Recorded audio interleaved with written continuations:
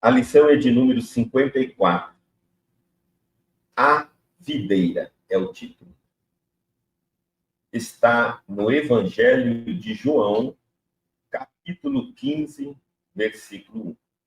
Jesus diz: eu sou a videira verdadeira e meu pai é o lavrador.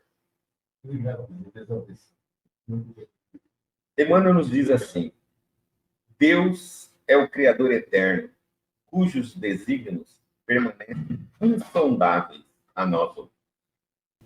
Pelo seu amor desvelado, criam-se todos os seres. Por sua sabedoria, movem-se os mundos no ilimitado. Pequena e obscura, a Terra não pode perscrutar a grandeza divina. O Pai, entretanto, envolve-nos a todos nas vibrações de sua bondade gloriosa. Ele é a alma de tudo, a essência do universo. Permanecemos no campo terrestre de que ele é dono e supremo dispensador. No entanto, para que lhe sintamos a presença em nossa compreensão limitada, concedeu-nos Jesus como sua personificação máxima. Útil seria que o homem observasse no planeta a sua imensa escola de trabalho, e todos nós, perante a grandeza universal, devemos reconhecer a nossa condição de seres humildes, necessitados de aprimoramento e iluminação. Dentro de nossa pequenez, sucumbiríamos de fome espiritual, estacionados na sombra da ignorância, não fosse essa videira da verdade e do amor que o Supremo Senhor nos concedeu em Jesus Cristo. De sua seiva divina procedem todas as nossas realizações elevadas nos serviços da terra. Alimentados por esta fonte sublime, compete-nos reconhecer que sem o Cristo, as organizações do mundo se perderiam por falta de base. Nele, encontramos o pão vivo das almas e, desde o princípio, o seu amor infinito no orbe terrestre é o fundamento divino de todas as verdades da vida. Vamos perceber aqui, então, a descrição poética, digamos assim, profunda, bela, de Emmanuel sobre a videira, sobre o Criador e sobre o Cristo. Vamos lá. Então Jesus disse que ele era a videira verdadeira. Então significa que haviam outras videiras e viriam no mundo outras depois dele. Ele quis nos deixar um alerta. Ele era verdadeiro. Por quê? Olha, quando nós vamos perceber hoje, com o advento da internet, a quantidade de teorias sobre o Cristo tentando diminuí-lo, né, e enaltecer outros, ou agora a moda é diminuir o Cristo para enaltecer o contato com os extraterrestres, como se os extraterrestres, os seres de outros planetas, fossem algo mais elevado, mais evoluído do que o Cristo. Alguns chegam a afirmar até que o Cristo não nos ensinou a verdade, enfim, tentam de toda maneira, seja uma mensagem direta ou seja mensagens bem disfarçadas, tentando deteriorar, diminuir a imagem ou a missão do Cristo aqui na Terra. Então eu acho que essa passagem vem bem de encontro no momento que nós estamos passando. E aí Emmanuel diz assim: Deus é o Criador eterno, cujos desígnios permanecem insondáveis a nós outros. Então não adianta nós tentarmos entender Deus. Na nossa pequenez, não é possível essa compreensão. Para o homem, um ser orgulhoso, vaidoso, quando a gente fala isso, muitos se sentem ofendidos. Alguns de nós temos diploma, mestrado, doutorado, e aí então como a gente pode manipular até o átomo hoje em dia, nos sentimos humilhados quando alguém nos diz assim, mas Deus, com toda a ciência humana, nós ainda não o compreendemos. Não é querer diminuir o avanço da ciência, e muito menos a inteligência humana, mas colocarmos em nosso devido lugar. Ainda somos pequeninos, ainda estamos começando uma caminhada infinita. Há muita coisa ainda a ser descoberta. E saber aonde é o nosso lugar nos garante a humildade, a certeza de que não estamos nos iludindo ao pensar que somos o que ainda nem sequer alcançamos. Saber onde é o seu lugar, onde é o nosso lugar, é uma questão de humildade. Não é uma questão de diminuir e de menosprezo, de maneira alguma. Então ele está dizendo assim, inclusive Emmanuel está dizendo, inclusive para eles, para os espíritos, ainda desígnios permanecem insondáveis. Então até para eles, imagine para nós. Bom, pelo seu amor desvelado, cuidadoso, né? Criam-se todos os seres, por sua sabedoria, movem-se os mundos no ilimitado. O amor divino cria os seres. Isso nós também sabemos. E a sabedoria dele, desse Deus, ele movimenta um universo que é para nós ilimitado, infinito. Qualquer uma dessas palavras, o nosso cérebro não consegue entender. Então, quando eu falo, o universo é infinito, nós não compreendemos nada infinito. Nós não conhecemos nada infinito. Tudo que nós vimos e temos experiência é finito. Todos os materiais do nosso planeta têm um tempo de existência e depois se decompõe. O plástico, o ferro, pode levar milhões de anos, mas vai se decompor. Então, nada é infinito. Aí, quando alguém chega e diz assim, Deus é infinito, tudo bem.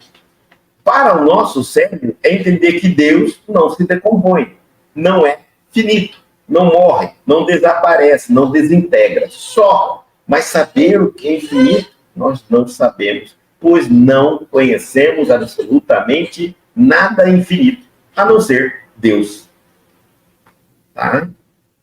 E aí, ele diz que a sabedoria divina move-se em todo o mundo ilimitado, em todo esse universo gigante, existe com base na sabedoria divina, e nós não temos essa condição de compreender ainda. Mal e mal compreendemos a natureza terrena do planeta Terra.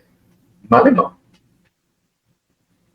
E aí ele continua, pequena e obscura, nosso planeta, né? A Terra não pode perscrutar a grandeza divina. O planeta Terra, quando nós olhamos na nossa galáxia, é um pontinho, é a cabeça de um alfinete. E quanto maior nós formos observar, e mais longe ainda, estamos enxergando o universo, nós vamos ver que a Terra desaparece. Ela é insignificante em todo o universo. Não é possível que em todos esses infinitos mundos, só a Terra, um planeta tão pequeno e insignificante, nesse gigante cosmos, são bilhões e bilhões de galáxias. Nós não temos noção disso. A Terra seria habitada? Teria seres inteligentes?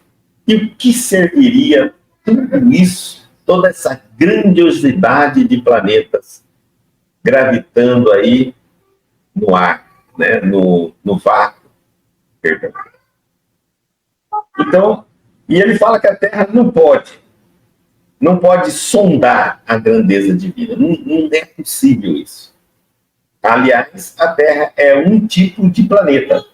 Existem diversos outros planetas, e os cientistas estão encontrando, que parecem ter o mesmo sistema atmosférico, água, luminosidade, calor, que a Terra. Mas ainda não chegamos tão próximo para estudar se tem vida, né? Não chegamos nesse ponto. O Pai, entretanto, ele continua, envolve-nos a todos nas vibrações de sua bondade gloriosa. Eu acho interessante porque tudo é bom, misericordioso e justo. Quer dizer, o máximo poder do universo é bom, justo e misericordioso. Então, nós estamos bem, amparados. A nossa fé nos diz que, se alguma coisa nós não pudermos fazer, aquele que está acima de nós fará. E esse que ampara todos nós é misericordioso, bom e justo, soberanamente. Estamos bem. O Pai, então, ele diz que essa bondade gloriosa está em tudo, e as suas vibrações. O que é vibração, senão energia? Né? É energia. Está em tudo. E aí, quando a gente olha que até um elétron é vibração, que até o que está, a partícula menor que o elétron é vibração, então Deus é absolutamente tudo, está em tudo. Ele diz assim, continuando, ele é a alma de tudo. Aí ele já fala bem claro, é a alma de tudo, a essência do universo. Vamos só supor que seria impossível que Deus desaparecesse. Todas as vibrações desapareceriam, então todas as expressões de energia desapareceriam. E nada, absolutamente nada no universo existiria. Desapareceria completamente. A base de tudo é vibração. Deus é vibração. Também. Permanecemos, ele está dizendo assim, no campo terrestre, de que ele é dono e supremo dispensador. Tudo isso aqui, esse planeta, não nos pertence. Não é nosso e não deveríamos fazer o que quisermos com ele. Nós temos contas a prestar. Isso tudo é de Deus. E tudo que viéssemos fazer aqui, eu diria assim, imagine que você está alugando ou morando em uma casa de favor. Você não deveria fazer o que quiser naquela casa, naquela propriedade. Nós não, esse planeta não é nosso. Aqui chegamos, ele já existia. Vamos partir, ele vai continuar servindo outros que estão nascendo e virão depois de nós. Como também serviu a outros que vieram antes de nós. Não nos pertence. Deveríamos cuidar muito bem, de preferência, deixar esse mundo melhor do que quando chegamos, e não pior. No entanto, ele diz assim, para que lhe sintamos a presença na compreensão limitada, concedeu-nos Jesus como sua personificação máxima. Então, olha só a misericórdia de Deus. Como nós não podemos compreender, conceber, imaginar Deus, então ele envia o Filho dele, Jesus, como sua personificação máxima, um exemplo máximo, um modelo. E aqui é interessante que esse modelo, Jesus, é muito interessante porque o Cristo é a entidade luminosa, a energia espiritual máxima, né? E Jesus é a personificação corpórea, física, como todos nós. Eu estou Guto, mas meu espírito não é Guto.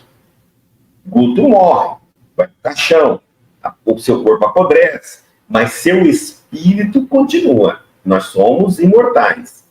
Então, nós somos também energias imortais. Não somos infinitos. Nós somos apenas imortais. A partir do momento que passamos a existir, nunca mais morreremos. nossas vestes físicas morrem, porque é a lei da natureza. Nada neste mundo, não existe nada que não se decompõe, não se recicla, não se renova. Aí Lavoisier, na natureza nada se perde, nada se cria, tudo se transforma. Então, inclusive o nosso corpo. Mas nós não nascemos na Terra, não somos do planeta Terra. Nós viemos de um outro local, do mundo espiritual, onde dali Deus nos criou e depois nascemos, habitamos o corpo físico. O corpo físico recebe a influência da natureza e das leis da natureza. Um dia vamos morrer fisicamente, mas a nossa inteligência, o nosso sentimento continuará vivo. Então, para que a gente pudesse compreender a presença de Deus, para sentirmos sua presença, ele nos dá um modelo também humano, físico, Jesus. Então hoje a gente pode dizer assim, e olha, se Jesus, para que a nossa compreensão limitada. Então, para que a gente, no nosso pensamento, pudéssemos compreender. O que não significa que Jesus é Deus. Se Deus é pai de Jesus, pai não é o filho. E nem filho é o pai. O filho foi criado pelo pai. O filho não pode ser o pai, porque então ele teria criado ele próprio. E isso seria impossível. Alguma força, algum poder cria os filhos. Mas o filho não pode ser o pai. Certo? Tem que ser personalidades distintas. É óbvio. O próprio raciocínio nos leva a entender isso. O próprio Cristo fala assim, eu sou a videira verdadeira e meu pai é o lavrador. Se ele está dizendo que tem um pai, ele está dizendo que ele não é o pai. Ele tem um pai. É óbvio, né? Porque isso existe uma confusão tremenda de achar que Jesus é Deus. E aí nós estamos vendo, inclusive, uma expressão assim, Maria, mãe de Deus. E não mãe de Jesus. Não tem a mãe de Deus. Tá? Porque Deus é o criador de tudo, inclusive de Maria, mãe de Jesus. Inclusive criador de Jesus. Inclusive criador de toda a humanidade. Certo? Então, permanecemos no campo...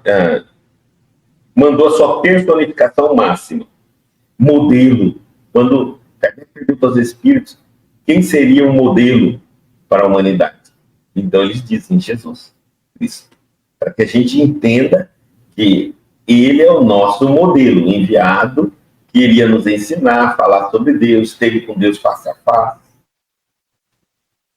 Útil, continuando, útil seria que o homem observasse no planeta a sua imensa escola de trabalho.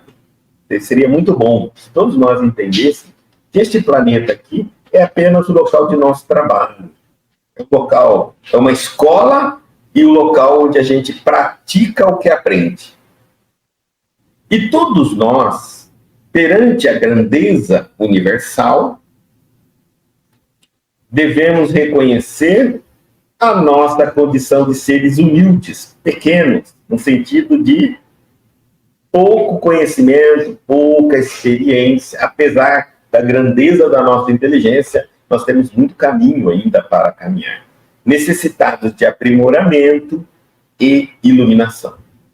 Então, há dois olhares que nós precisamos ter. Um é bem claro aqui, em relação ao nosso planeta, e o outro em relação ao universo.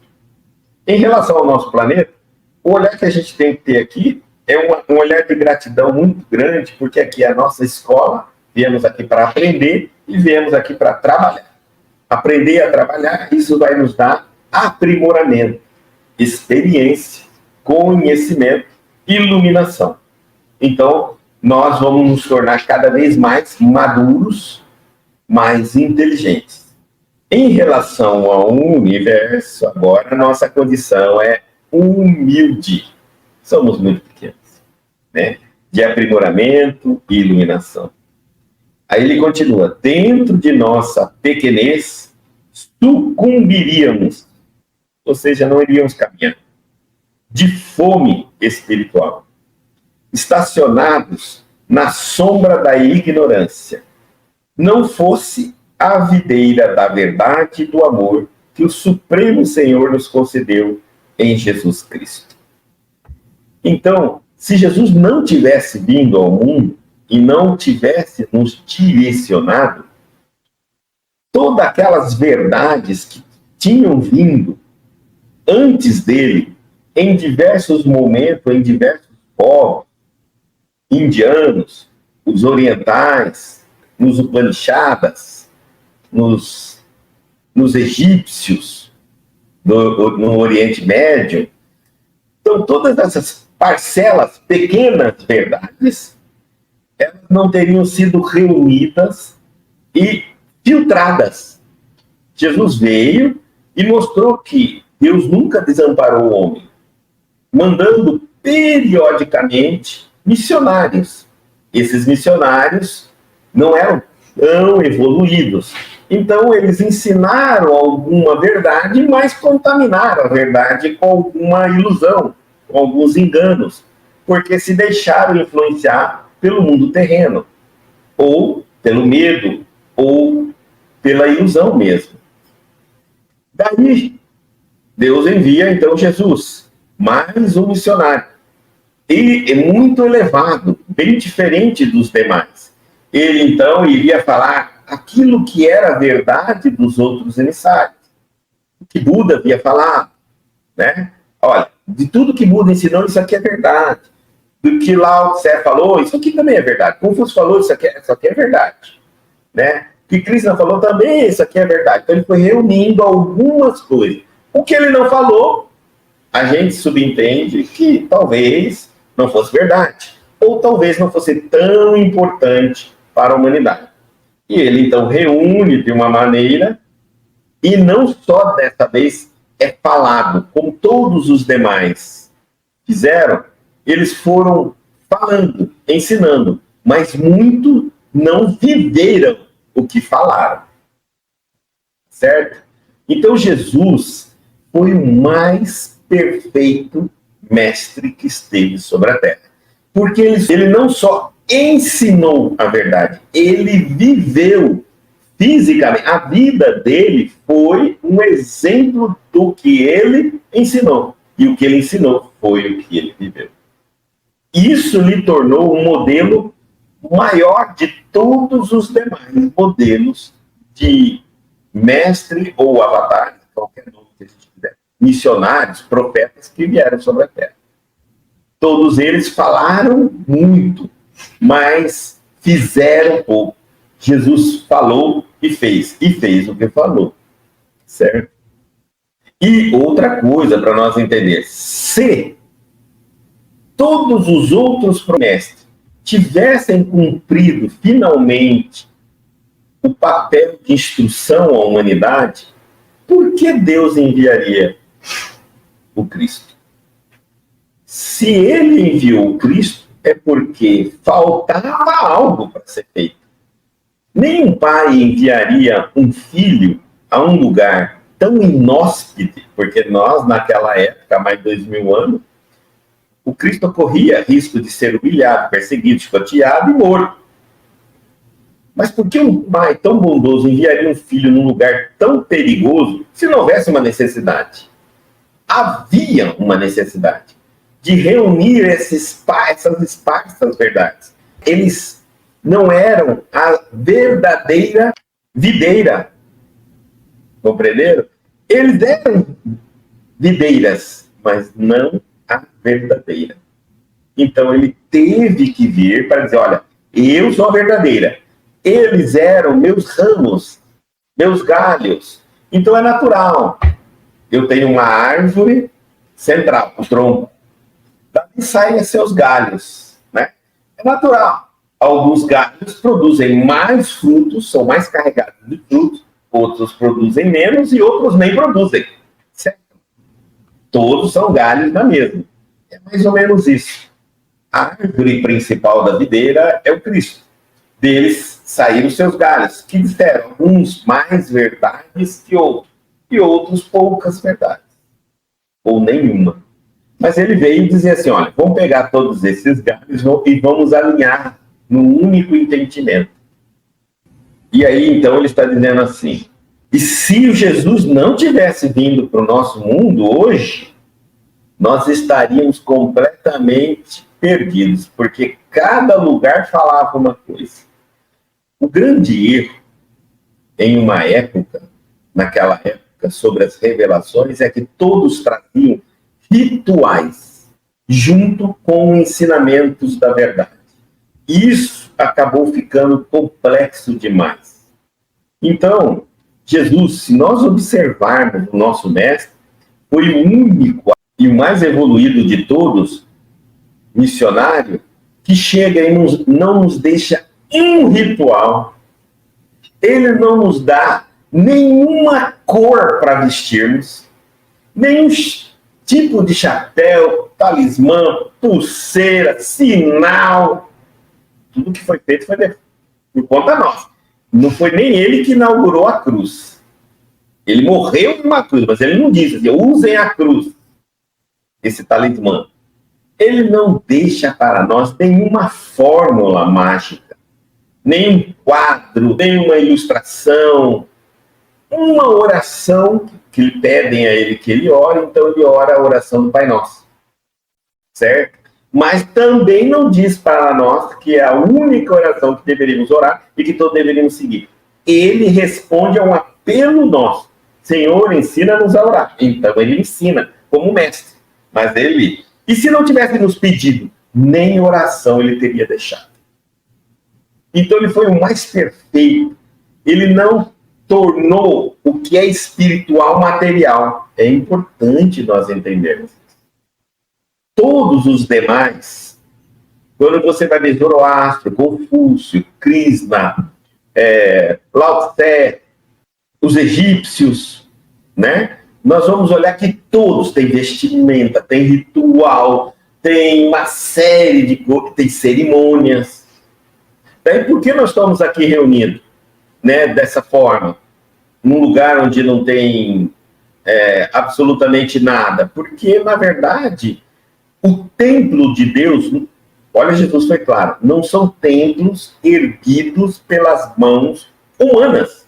Ele foi claro, mas sim o vosso coração. Então, onde está o templo de Deus? No nosso coração. Todos nós somos o templo de Deus. Pouco importa se o lugar onde a gente reúne é de mármore, de bronze, de pedra, debaixo na terra, debaixo da árvore, ou no sol, onde houver um ou mais falando dele, ali ele estará presente. Pronto, é o nosso coração. Isso é o templo de Deus. Muito bem. De sua seiva, ele diz assim, agora, de sua seiva procedem todas as realizações elevadas no serviço da terra. A árvore, a videira, toda árvore tem seiva. É o sangue, digamos assim, aquilo que circunda. É a vida da árvore, né? Que leva os nutrientes para as folhas, para os galhos, para os frutos. É o que faz a árvore crescer. Ele está dizendo que da seiva do Cristo, da árvore, ele está comparando com o sentido figurado, veio-se, procederam todas as realizações elevadas no serviço da terra. Elevada.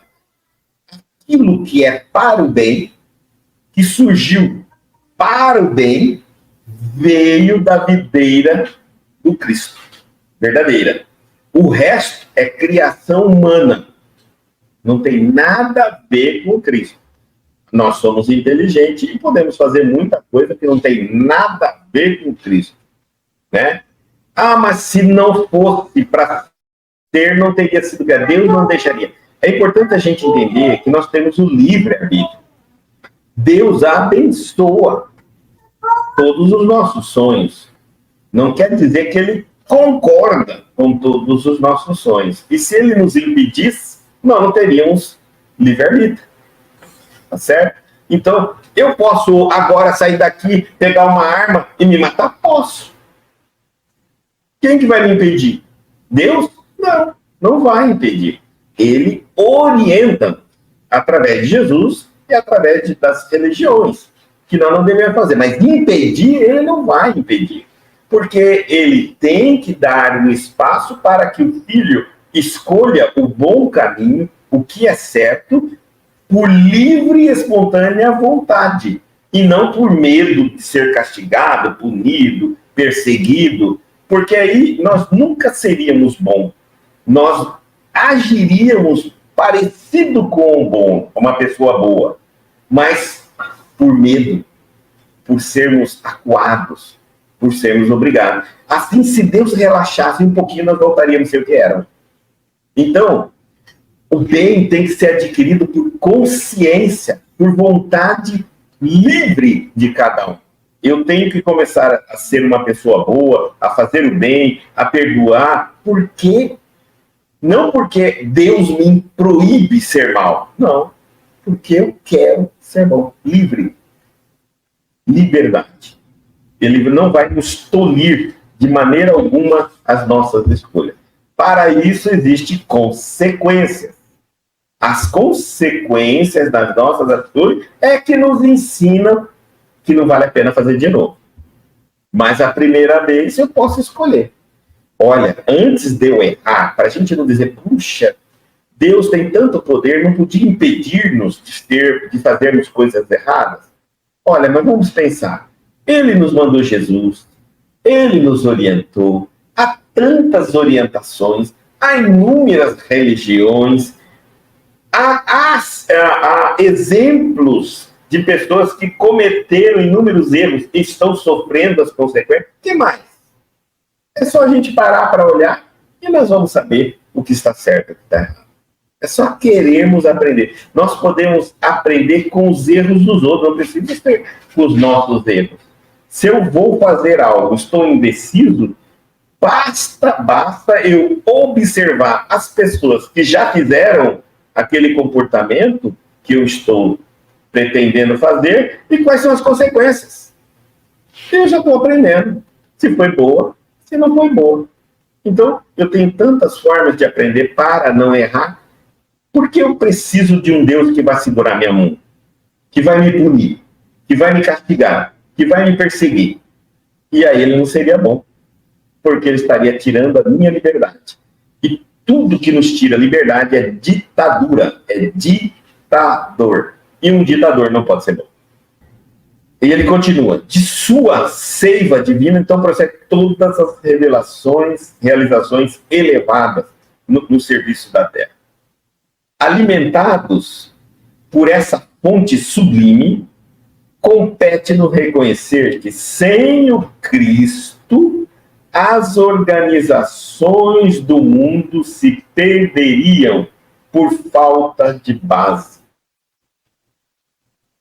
Eu não vejo hoje todos os ensinamentos para o bem estão contidos dentro do código cristão, do Evangelho. Por mais que eu, no final, leio ali, Lao Tse, Confúcio, Krishna, não deixa de ser bem parecido de maneira... A fala é de uma outra maneira. Às vezes com outras palavras, mas significa a mesma coisa que Jesus nos ensinou. Então, a base é o cristianismo. Se você observar, de todas as religiões, o cristianismo não é a religião mais antiga. Existem religiões mais antigas, mas com certeza tudo que contém no cristianismo contém em outras religiões. Nele encontramos o pão vivo das almas, o pão que mata a fome do espírito e não do corpo. O Cristo é o que mata o pão que mata a fome do espírito. É importante entender isso, porque aí já transformamos, como nós estamos falando, Jesus foi o único que não pegou as coisas espirituais e transformou em material. Por exemplo, Jesus foi o único que não construiu uma casa e disse, Deus mora aqui. Ora, Deus é espiritual, não poderia morar num lugar material. Ele foi o único que disse, que nunca ensinou que Deus veste isso, que Deus usa aquilo, que Deus nunca transformou. No entanto, e ele está dizendo aqui que Deus, que o Cristo, é o pão vivo das almas. Ele também nunca disse que ele era o pão do corpo.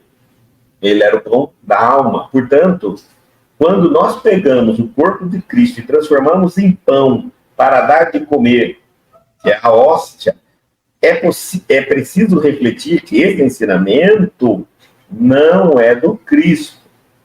Ele, quando se reparte o pão na Santa Ceia, ele fala, este é meu corpo, que é dado por vós, é um sentido figurado.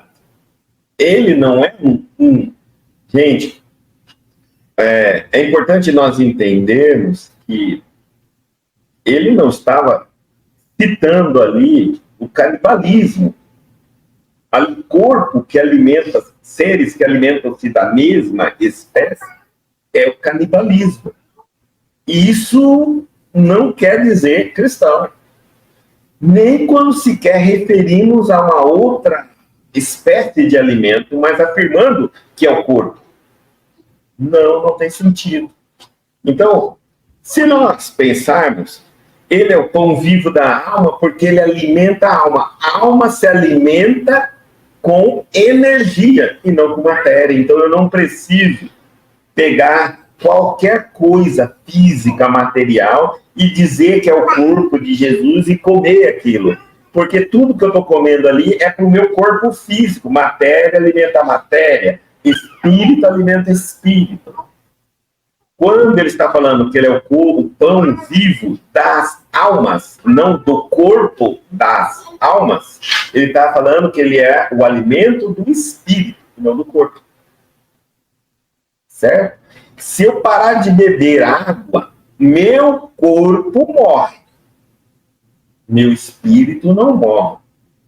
Então, a água espiritual é uma, o pão espiritual é outro, o sangue espiritual é outro. Tudo que é espiritual não é físico.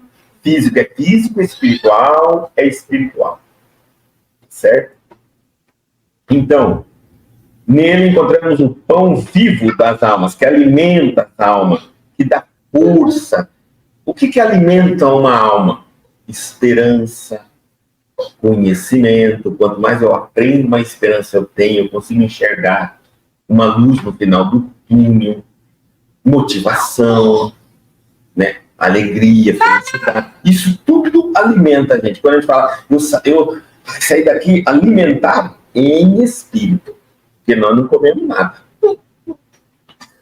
Desde o princípio, ele diz, o seu amor infinito no orbe terrestre, no planeta Terra, é o fundamento divino de todas as verdades da vida. Olha só, verdades. Então ele está dizendo que o amor do Cristo proporciona verdades. E a verdade do Cristo alimenta o nosso espírito. Muito tranquilo.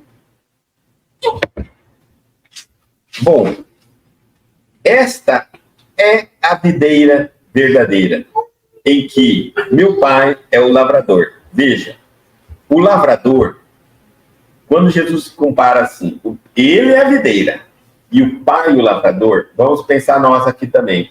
Nós temos uma videira plantada por nós e cuidamos da videira. Então, a videira não se criou. Na comparação, mais ou menos assim, é lógico que nós não criamos a semente. Quem criou foi Deus. Mas nessa comparação eu posso dizer o seguinte, que a planta que nós cuidamos é a planta que nós criamos. Vamos colocar assim. Então, nós criamos. A planta não é nossa. É a nossa criação. E aqui na palavra dele é bem clara. Ele é a videira verdadeira. O meu pai é o lavrador. É o que cuida da videira. Compreenderam? Ou seja, Deus criou Jesus. E cuida do Cristo. Cuida de todos os seus filhos, que são criaturas criadas por Deus. Só Ele cria. Nós somos co-criadores. O co-criador é aquele que manipula a criação. Eu posso manipular a semente geneticamente, manipular uma série de coisas, mas o homem não cria absolutamente nada. Só quem cria é Deus. Isso é incrível, tá? É a continuidade